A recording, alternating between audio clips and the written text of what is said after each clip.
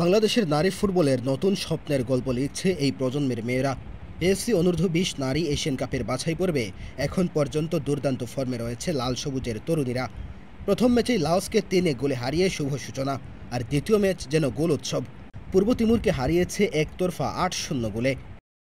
এই দুই ম্যাচে বাংলাদেশ শুধু জিতেনি, দেখিয়েছে দলীয় সমন্বয়, গতি আর গোল করার তীব্র ক্ষুধা।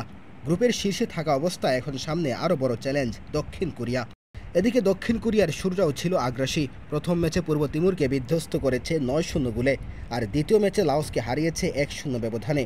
অর্থাৎ দুই দলই অপরাজিত, দুই দলই গোল করেছে প্রচুর, এবং দুই দলই এখন গ্রুপ চ্যাম্পিয়ন হওয়ার দৌড়ে। তবে পরিসংখ্যান বলছে দক্ষিণ কোরিয়া অনেক এগিয়ে। বর্তমান ফিফা র্যাঙ্কিংয়ে বাংলাদেশ থেকে 85 ধাপ ওপরে, আর ইতিহাসও বাংলাদেশের পক্ষে নয়, কারণ এই প্রথমবার দক্ষিণ কোরিয়ার মুখোমুখি হচ্ছে লাল সবুজের মেয়েরা। অভিজ্ঞতা ও আন্তর্জাতিক মানে এগিয়ে থাকা কোরিয়ানদের শক্তি মূলত তাদের গতি, টেকনিক এবং ফিটনেসে। তাহলে কি এই ম্যাচ একপেশে হবে?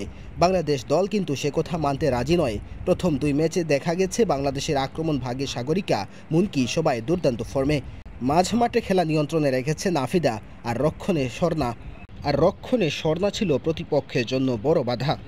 দক্ষিণ কোরিয়ার বিপক্ষে বাংলাদেশের সবচেয়ে বড় চ্যালেঞ্জ হবে ডিফেন্সিভ শেপ ধরে রাখা এবং আক্রমণের সুযোগ তৈরি করা। বাংলাদেশ যদি শুরু থেকেই কোরিয়ানদের গতিকে ঠেকাতে পারে, তাহলে গোল খাওয়ার ঝুঁকি কমে যাবে এবং পাল্টা আক্রমণে চমক দেওয়ার সুযোগ আসবে। এই ম্যাচ কেবল গ্রুপ চ্যাম্পিয়ন হওয়ার লড়াই নয়, এটা বাংলাদেশের জন্য নিজেদের সামর্থ্য প্রমাণের মঞ্চ, যেখানে প্রতিটি মিনিট হবে মানসিক ও শারীরিক লড়াইয়ের পরীক্ষা। প্রশ্ন একটাই, 85 ধাপ এগিয়ে থাকার ব্যবধান কি মাঠের লড়াইয়ে প্রভাব ফেলবে, নাকি বাংলাদেশের মেয়েরা আরেকবার প্রমাণ করবে সংখ্যা নয়, মনোবলই শেষ কথা? সব প্রশ্নের উত্তর মিলবে মাঠে, যখন লাল সবুজের যোদ্ধারা নামবে দক্ষিণ কোরিয়ার বিপক্ষে। মহাগুরুত্বপূর্ণ ম্যাচে চোখ রাখুন, কারণ এটা হতে পারে বাংলাদেশের ফুটবল ইতিহাসের আরেকটি অনুপ্রেরণামূলক অধ্যায়।